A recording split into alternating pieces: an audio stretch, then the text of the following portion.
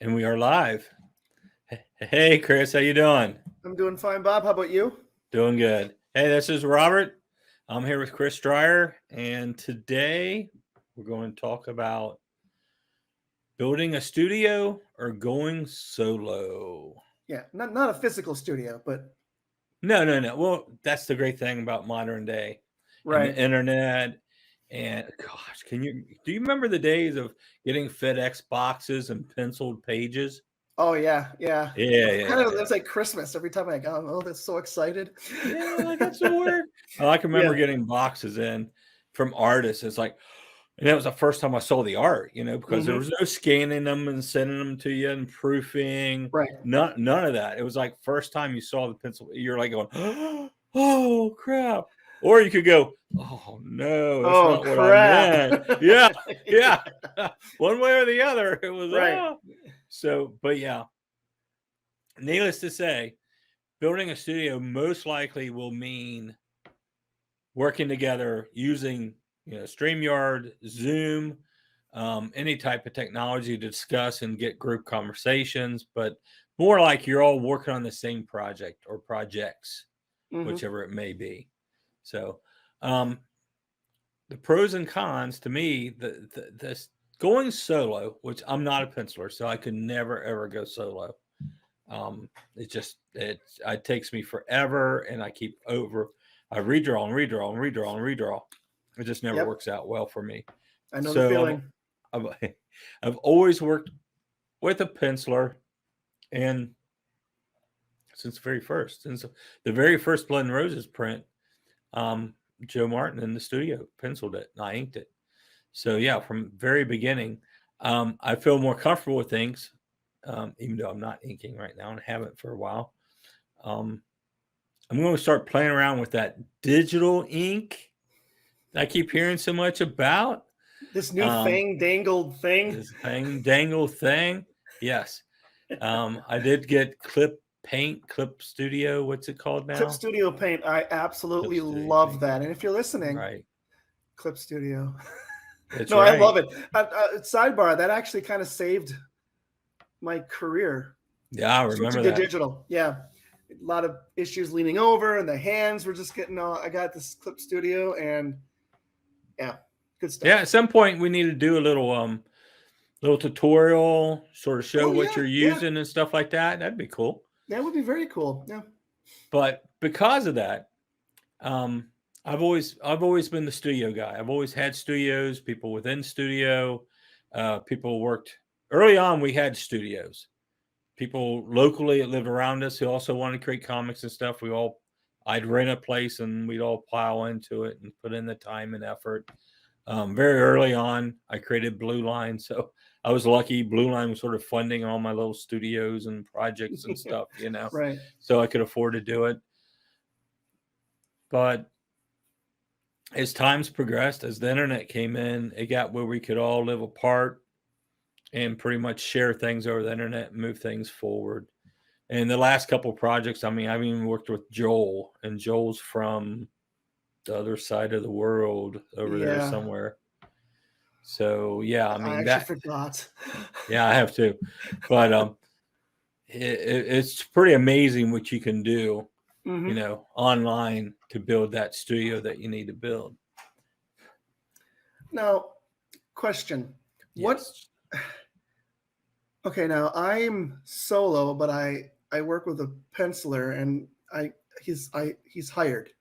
right, You know, right, I pay him page rate. hmm, I don't pay percentage of sales right, because he might not be paid. right. Yeah, But so I'm not necessarily a studio. I am a solo guy who's just hired one person because I do everything else. sure, sure. So what is your definition of a studio? Like if you okay, let's say I don't do any art at all, I just write and I hire everybody I need to do it. Did I just hire and create a studio or did I Yes. just hire freelancers? Well, it depends. And,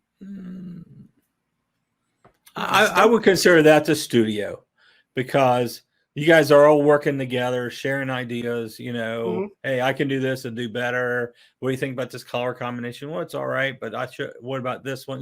That's sort of a studio mentality of working back and Right. forth and everything, even though they're getting paid out of your pocket.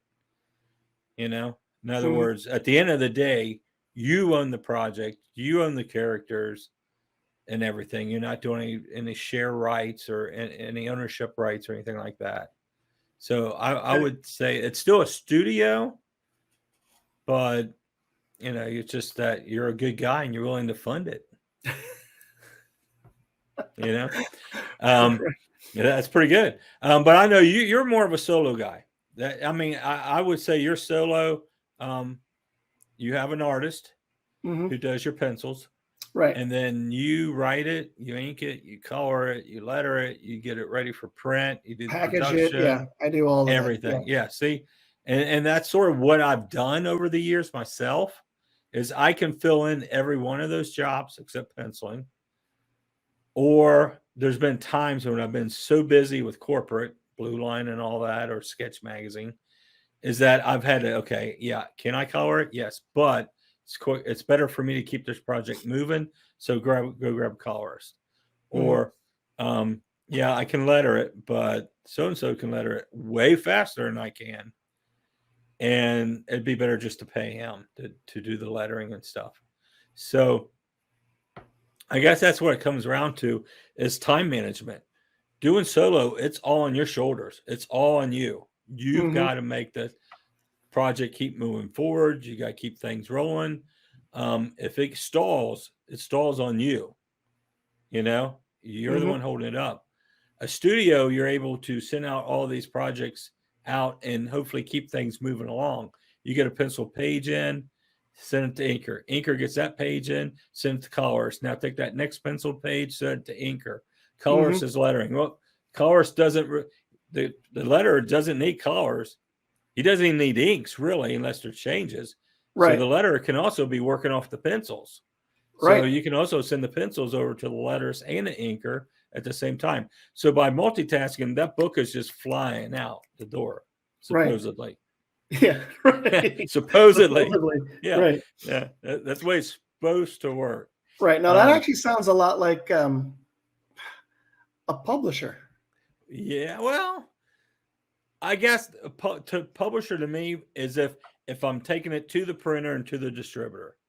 That's where I've always filled in as a publisher, Right. quote unquote.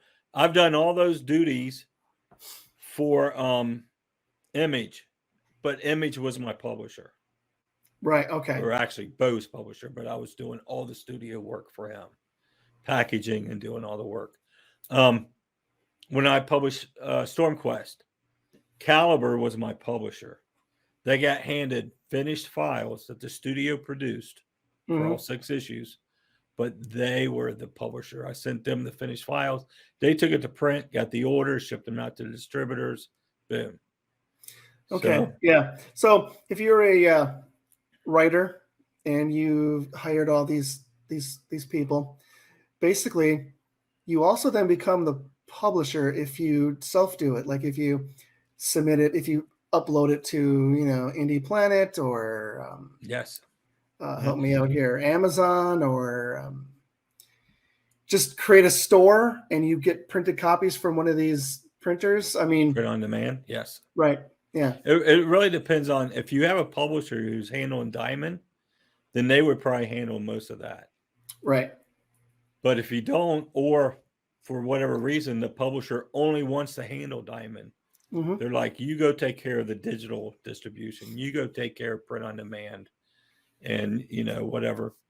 Then at that point, I wouldn't even use a publisher, but only that's personal because I've Right. done the Diamond stuff. I have Right. no problems with it. I own a printing company, so I have no problem getting things done. So it's sort of like, why do I want to give away a chunk of this? And that's the thing. Every time you do this, it's going to cost you more money. Right. You're going solo.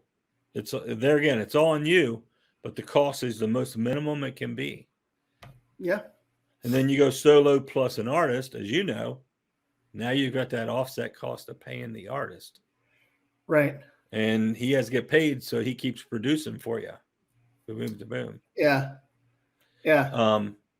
So now with the studio, now you bring in an anchor. Well, that anchor's got to be paid. That colorist has got to be paid. That letter's got to be paid, because there's no money coming from this project for months. Exactly. How the time frame is. Absolutely. Yeah. You got to create it, produce it. Most distributors are going to want to see a product in advance. Not always, but most. Right. So you mean publishers? Most publishers or distributors. Or Yes. just okay. Yeah. Yeah. So, nowadays you go to a publisher. If you have something done, that you're like, it's your 60%. Now they're definitely going to look at you. Right. But you still have to pay for that. Yes. And even in my case, I mean, I hired somebody, but if you're just going to do the whole thing yourself, I saw a post on, I think Facebook today. Someone said something about, am I crazy? I'm 76 pages into my graphic novel and and I don't have a publisher yet. And I'm like, well, no, you're not crazy. No. You're probably way ahead of most people who are going to comment on that post, because if you're 76 pages in and it's 100 and whatever pages, you're almost done. Right. And then the hard part happens. Yeah. What to do next with it. Exactly. Yeah. And we'll have to get into that, like self-publishing and Kickstarters and Indiegogo. We've both done them. Yep. And I think we've got a lot to contribute on those too. But yeah. Speaking of that, I got another one coming, but that's from Invader Comics. Well, that's fine. Volume 2, number 2. When's it coming live? I believe I was told in a meeting, like a Zoom type meeting a couple weeks ago. I think they mentioned the 18th of this month. I think. So if it ends up being like the 20 something, I don't want like comments. Hey, Dreier, what the heck? You don't know when your own book's coming out? Jeez. No, I don't. Oh man. Well, that's sort of funny, because somewhere between the 15th and 20th is my plan to launch Sketch Magazine. Oh, that's right. That is right. Yes. Yeah. Sketch Magazine 47. Just we'll pitch it while we're in the middle of this. Sure. Sketch Magazine 47, Bo Smith, Wyona Earp cover. We'll both have articles in it, along with Bill Nichols, Tom Bierbaum, and I think we have Bart Sears lined up for an article. Wow. Yeah. So I'm in the middle of making images for the Kickstarter. You know how that goes. So I've been working on that all day. Hoping by tomorrow I'll have all the images and everything set up so I can start putting links out so people can sign up. But that's how Sketch is going to come, is as a Kickstarter. Yeah. I said I was going to do a public domain article, didn't I? Yes, you did. Okay. Yep. We got some time. The book doesn't ship till July. I've got most of the articles in. We'll be actually packaging it the end of May. But I consider it's about complete. The interview's in, mine's in. Most everybody else's articles are in. So I figure it's just about complete. Almost everybody but Chris Dreier guy. We're holding up the whole thing on me. Yeah, what's up with that? It's not like I don't know what I'm going to say. I just got to do it. Oh, there's just so much stuff going on right now. I apologize. Your schedule. Yes. Me and my schedule. Your schedule. So, Solo Studios was always my way of getting things completed, just because of so many distractions, whether it's Blue Line or Sketch Magazine. Seems like we're always juggling 4 or 5 things. And just to keep my hand in comics, just to get those stories out that I wanted to tell, I sort of went with the studio route. Sometimes successful, sometimes not. But it just depends. Unfortunately, being an indie publisher, because usually most of the time I self-published, except for the few times that I went to Caliber with Stormquest. We were and I imagine still is, the #1 selling superhero comic for Caliber. And as you know, Caliber doesn't do many superhero comics. Right. And then I helped package a book for over at Image Comics. And that was fun. But it's just,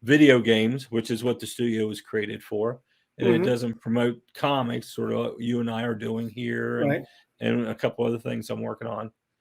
But it makes money for the studio. Right. It's outside project. Exactly. So yeah, I don't see why, if you come in and you've got a solid team, and it's not going to hinder you from getting a project done, why you couldn't pick up, like, hey, DC comes and says, hey, we want you to draw a Batman book for us. Can you produce it? Yes. Yeah. Yes. Yeah. I don't know. My unknown character is really important to me. Yeah. Well, actually, my unknown characters are very important to me. Yeah, mine are too.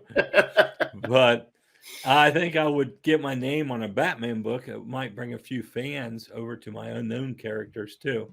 That's another way to look at it too. We're going to get around at some point and talking about building that fan base. And there's so many areas that you have to do that in. Right. You and I, what we're doing with these videos, that's one thing. Sharing our knowledge, sharing our how-tos.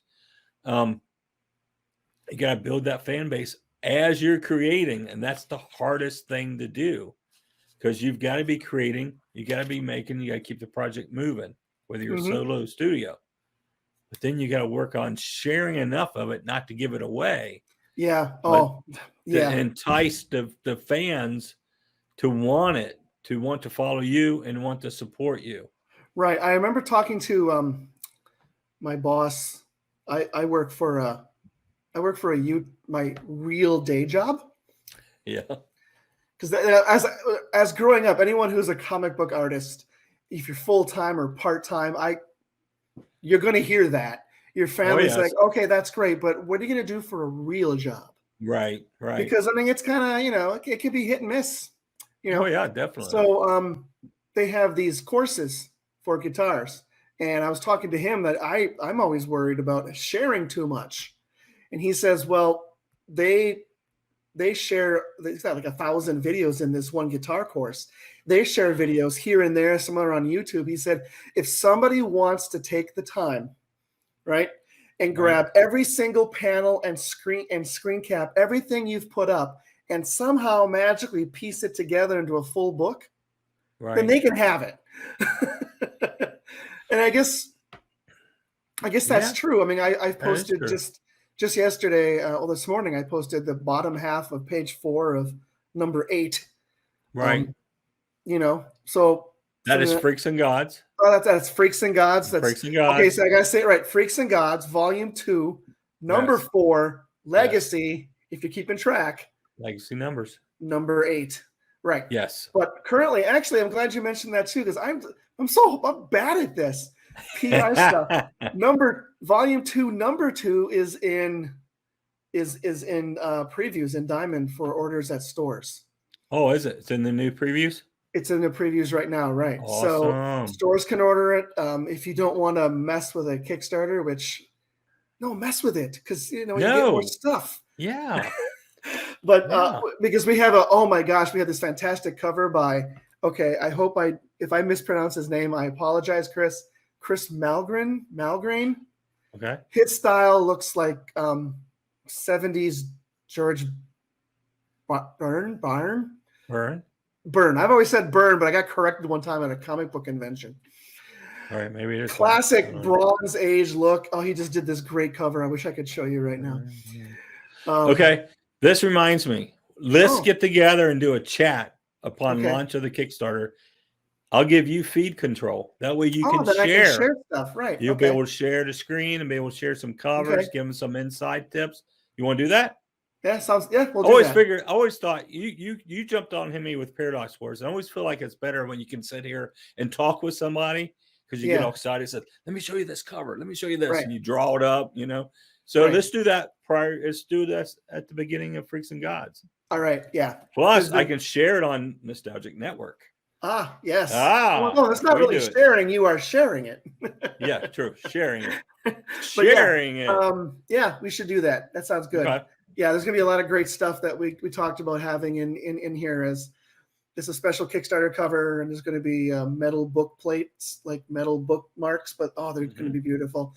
A lot of cool stuff. I think we're talking about doing a shirt this time around, which is neat. Stuff cool. that, it's all this awesome added stuff if, for the Kickstarter. But if you just Right. want to, local comic book store or however you get your books, it's in Right. Diamond right now. You can order it now. Yep. Add And it to your that's pull got, list. please do. That's got the series penciler, his cover on there, Giuseppe. I sent him this really crude sketch of a cover, and he didn't like make a joke. He then sent back his cover, and I'm like, oh, okay, awesome. He's like, what is this? Yeah, I'll do my best, Chris. No, he didn't say that. No, he just did his best, right? He did, and it's just awesome. It's really awesome. Although the problem is it's got like a bunch of like space spiders across the top, like they're coming down on you. But he just drew enough to go around the banner. Oh, so you had to repeat them? I had to kind of repeat and move the stuff around to fit because I had to move the banner and it's got nothing to do with being solo or studio, but no, but one thing we're discussing here is you're doing series 2, issue 2's out, right? Or it's going to be offered and will be out soon. Right. You're working on series 2, issue 4? 4, right. Yeah. 7's done. That's the ticket here. Before it's offered, Chris has it done. Yeah. Yes, and that is so hard to get through to people. To be honest, I'm sorry. I should be 8. Let's just call it 8. Number 8 should have been done a while ago, but I had a 2021. Let's put it that way. A lot of people are probably in a similar situation as I did. Yes, I agree. But I kind of didn't work on it as much. So now I'm actually nervous that I'm not going to get it done, even though we're talking 6 or more months before that's even going to be offered. Right. Because we're going to be skipping a month. And then there's, right. But number 7's done. Number 7's done, and it's not due for Diamond offer for 2 months, right? Because this one just got offered.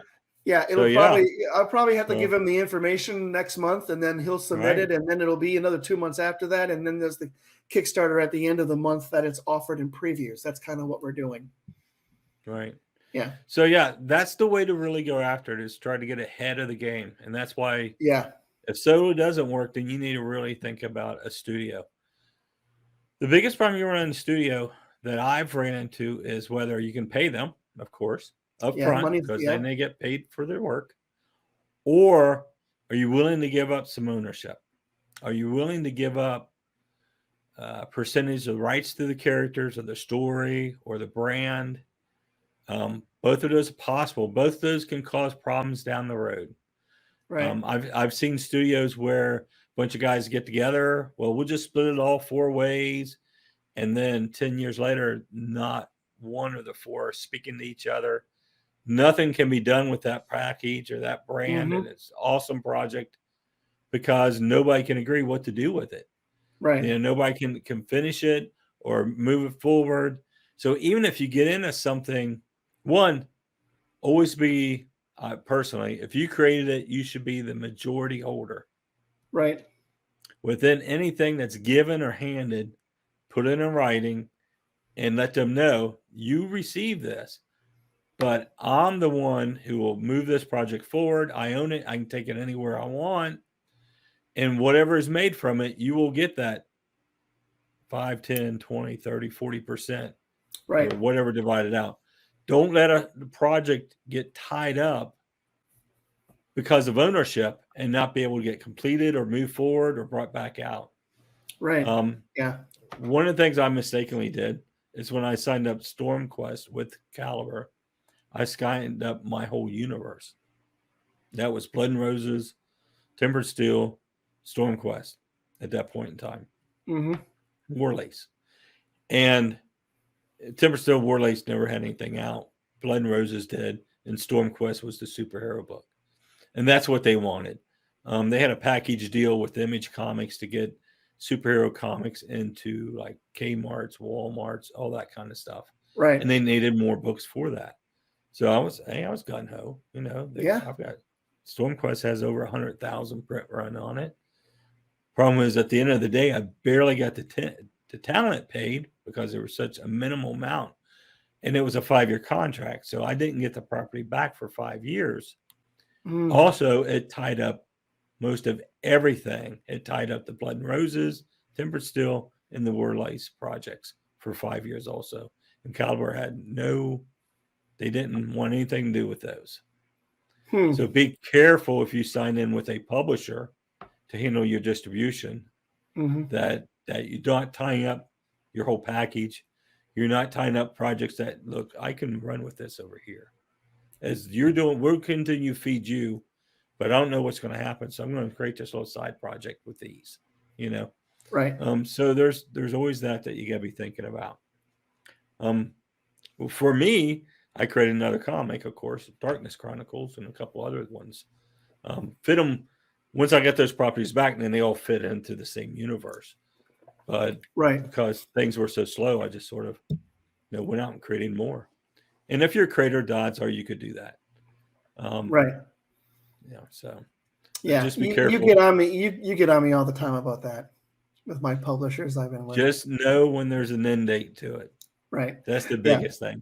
Yeah. Because if it don't work out, you want to know that end date so you can do what's next. Right. So, my end date, I believe, on Freaks and Gods is issues. So once an issue is completed, once 8 is done, and then the contract is considered over, completed, and then we're still doing whatever the books they've printed, whatever they've published.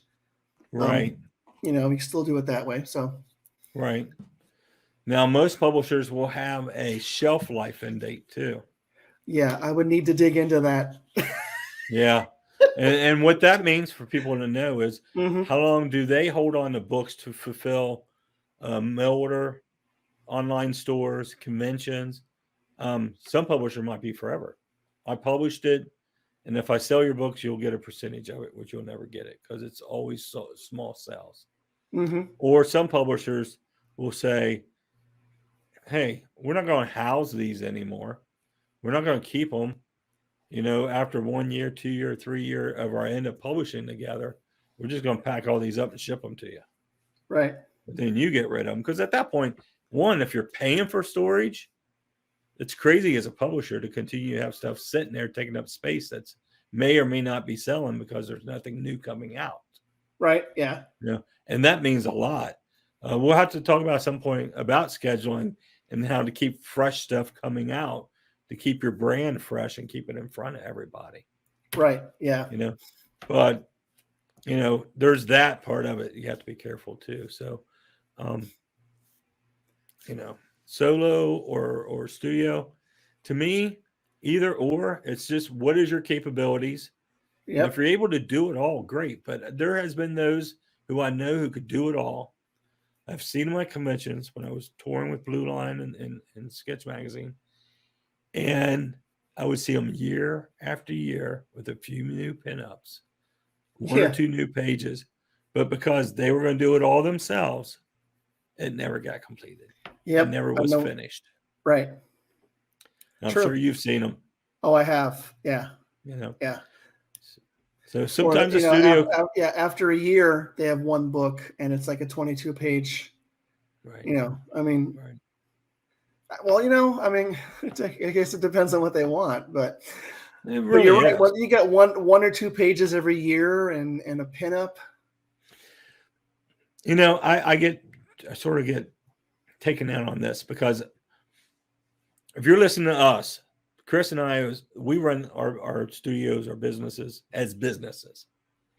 Chris is a business. He's got his publisher. He got himself. He has his artist.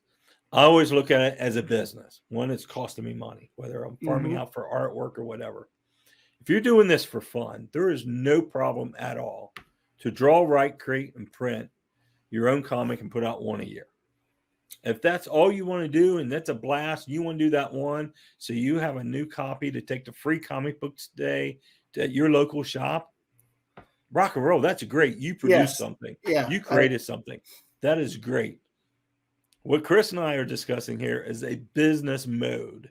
This is producing 3, 4, 5, 6, 12 issues a year. This is what it would take if you wanted to come in and make this a financial business. Yeah. So I should go back. I don't want to sound like I'm an elitist, but what I meant by that are these people who have one new thing maybe every single year at a con, and they talk like they're just right on the edge, and the whole world's going to know who I am. And you didn't sound like an elitist, first of all. You okay, didn't. You just chipped in my mind that we do that. I do that, and I get called on it. Bob, you always think about business. Yeah, I am, because this is what my business is. It's you know what, it is hard as an artist. Artists are usually not keen on business. Yes. Especially when there's this I don't know what passion. I mean, I got bit by a comic book bug back when I was 9, and it's ruined my life ever since. Why would you say ruin? It has broken my heart and raised me up to the mountaintops more often than I can count. And that's exactly what you're going to run into. If you're getting into the comic book business, you're going to be. If you're passionate at all about it. Yes. Right. Yes. I mean, it's for the longest time, first thing on my mind, last thing on my mind every single day was comics, and then not necessarily mine. Yeah. You know, it's kind of hard to tell my wife that, but you know, Amy, don't watch this. No. Well, she's not allowed to watch these anymore anyway. That's right. She's not. She got really nitpicky about me, and I'm like, the heck with it. She's banned. She's banned. She's banned. Make sure Amy's banned. I'm going to put a banner across this. Amy's banned. No, then she'll watch it to see if there's a way. Why am I banned? Like, but no, when you're like, I saw a comic, like a 4-panel comic on Facebook or Twitter or someplace like that, and it's got this guy, and he's like, I'm going to draw my greatest comic, and they show him, you know, panel to panel, and it's day, it's night, it's winter, it's summer, he's sweating, he's crying, he's like, I've done it, this is the greatest work from me ever. And then they show him at a con saying, hey, to this passerby, do you want to buy my book? And the guy goes, no thank you. And then they show him smiling with a tear coming down. It's like that. It is. You put so much into this, and then someone's like, it's no thank you. Well, at least you're nice about it. True. Yeah, that's true. Unlike the internet, where they can be mean about it. Yeah, because they can't see you. And the problem is, so many creators have a problem with criticism, and sometimes, though, those who do criticism is only being critical, and somebody slammed my novel that I published last year on Amazon. Had a creator, another Arthur, who's published, just tear it apart. Wow. And so I talked to Bill Nichols, who co-wrote it with me. I said, and we both know him. We're like, he's not getting this. He's not. And Bill made the comment that it's not the way he writes. It's not the way he tells a story. Mm-hmm. And he's like, no, he's not. And I said, well, I'm not a huge fan of the way he writes either, but I'm not going to go out there publicly and comment and slam, because I'm sure he does have a fan base. I'm sure he has those who enjoy his stories. Well, absolutely. So it's not for me to come in and say, there's a lot of missing here and da-da-da-da-da. I'm like, you're not grasping the way this set up, the way this whole thing was set up, how this story's set up. So yeah, you've got to be willing. I sort of took offense a little bit to it, and then I'm like, screw it. Well, he just doesn't get it. I've gotten some comments about Freaks and God saying that the dialogue is horrible, that's cheesy, it's written this and that, and I'm like, okay, this isn't okay. Have you ever read my graphic novel Unit Primes? That has real life dialogue in it. Yep. This is my comic book, superhero, sci-fi, fantasy comic book, and this is what I think when I don't go down, I don't go down to the typewriter and go to the keyboard and go, okay, how can I write this cheesy? I'm writing a story like this because that's how I write it. But when I wrote Unit Primes, it's a character study, completely different. Right. What was that? I think that was my phone over here. Oh yeah. But yeah, so Uh-oh. I'm just like, oh, okay, well, they didn't get it. That's fine. But when you do Right. put so much into it, that is why I believe some creators have a hard time with criticism. And because of that, sometimes I have seen posts and I thought, well, maybe I should just make a brief little comment, but you can't hear my cadence. You can't see my face on a written page, a written answer on a screen. So I don't say anything. There's this one Right. Kickstarter this guy keeps posting and sharing, and I looked at it, and the art, it's a superhero book, and the art is, I don't want to, it's not amateur, but it's kind of almost there, but I like it. Mm-hmm. And I like the Right. idea look. I like how the characters look, and I like the superhero aspect. And I'm looking at their Kickstarter, and the first tier starts at $40. Oh, And that's with a T-shirt. I'm like, well, I don't really want a T-shirt. I want to read your book to know if I like a exactly. character with it. So I started typing, and then I erased it and did not comment because I'm afraid. Because some people just can't, some creators just have a hard time with criticism. Yeah. See, I would probably make I would say, hey, you might want to look at a lot of other Kickstarters, Right, successful Kickstarters, and see how they're set up. There's a reason we give away a $4 digital copy, right. to get new readers, if nothing else, Mm-hmm. to give them something just for jumping in here and tossing us a couple of dollars and supporting us. Um, Yeah, I mean, like, you've got the Lady Deaths that start off at, in print at 25 because they're graphic novels. They're like 40, 48 pages, 50-page graphic Right, novels. I'll give them that because I know I'm going to get this pile of extra stuff, right. at the Like end of it. this one But just that started at, $40 intro, yeah, yeah. that's I mean, there somebody was who, there was like a dollar. Well, I don't want to give you just a dollar. I want to right. buy. I want the book. I I want to try honestly the book. want to see the book Right. because what I saw on there, I thought was pretty damn awesome. But God, that's a hard entry. But let's circle back to going solo and the fact Yes. that creators have a hard time with criticism. And I got to admit, I'm an older guy, and in my What? younger days, criticism was hard for me because I to separate criticism of my art and criticism of me. I believed it was the same when I was in my Right. 20s. Right. That's not true. It's not like they said you need to work on your perspective and you smell. That's not what they did. No, no, no, no. Study Right. anatomy and your hair is horrible. You know what I mean? It's like, Yeah. no, that's not Yeah. what they're saying. So, but No, no. when you're going solo, that is something you really have to take a step back and Yes. realize that that's going to happen, especially in today's world. They're going to criticize. A lot of people are going to criticize things that just Well, to do it. I think, yeah, you are. You're going to run into that no matter what. No matter how big your fan base is, how big your Mm-hmm. following is, there's Right. always somebody who thinks their comment is so important. They are so entitled that they need to make a comment. Right. Maybe the person who told you your perspective was off just meant that your perspective was off on that. My perspective was off. Right. Yeah. Oh, And I yeah. needed to Then work on that's it. anatomy. Yeah. And it's really hard to separate the two, but you have to. Oh, yeah. You've If got to learn it. or you're not going to be around long. Mm-hmm. I mean, just Right. because somebody who I known for a long time didn't like my first novel doesn't mean I'm not going to complete the second one this summer. Right. And it's written in the same style, in the same format, and it's the same story that I plan on doing for 4 novels. Right. So this is the story I want to tell. So yeah, you just decided, okay, he didn't get it. Cool. There's all these people who did get it, who bought it, who Mm-hmm. appreciated it. So you roll with it.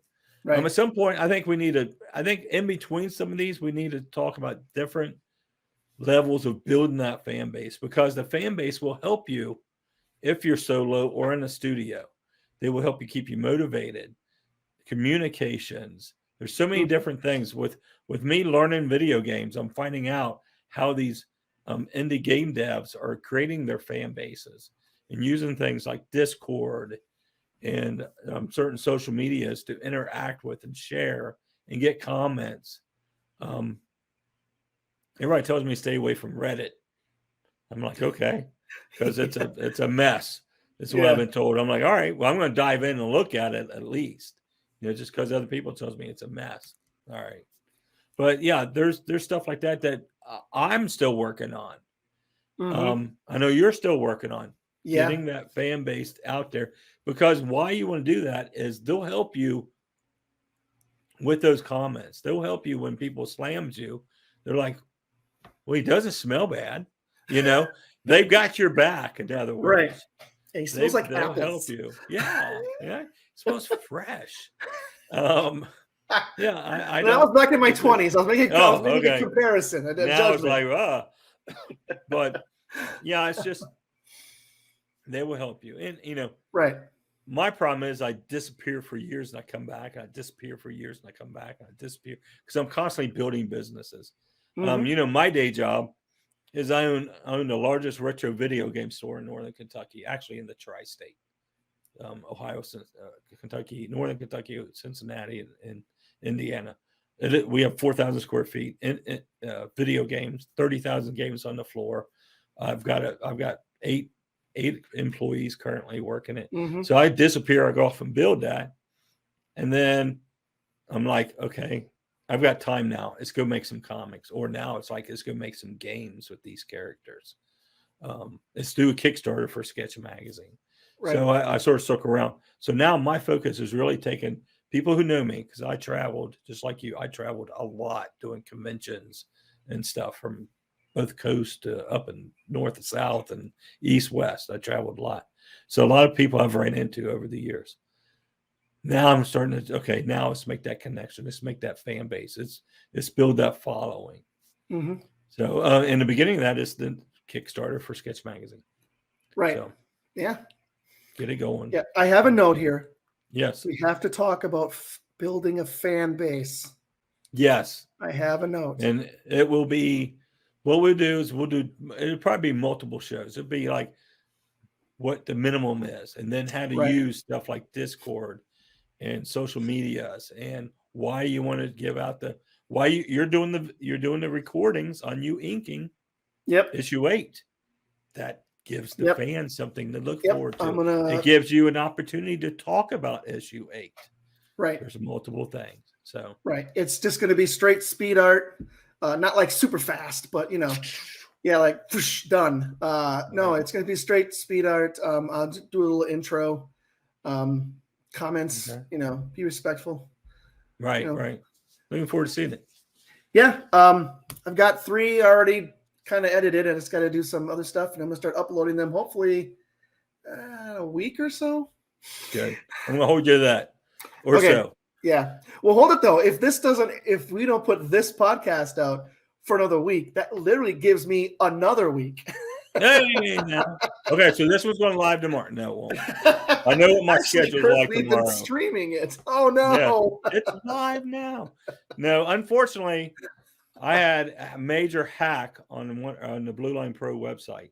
What? So me and some server guys have been working. I told you it's been a bad week. Yeah. We have working all week fixing it. And unfortunately, the hack went all the way through the most current backups.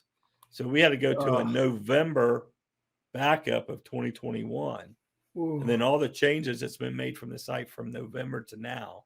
All the orders we have to go retrieve from somewhere else. Oh, man. And so now, it's just been a nightmare. But hopefully by tomorrow, it'll all be cleaned up. So nice. Yeah. So this will go live first next week. Okay. And my Etsy store is still running. I should give you a link so you can put it in the description. Please do. Yeah. And you can buy me a coffee to help me support Giuseppe, because that's really where that money goes. I'm going to put that money right to my Pay Giuseppe Next Issue Fund. Awesome. That sounds great. Cool. Let's see.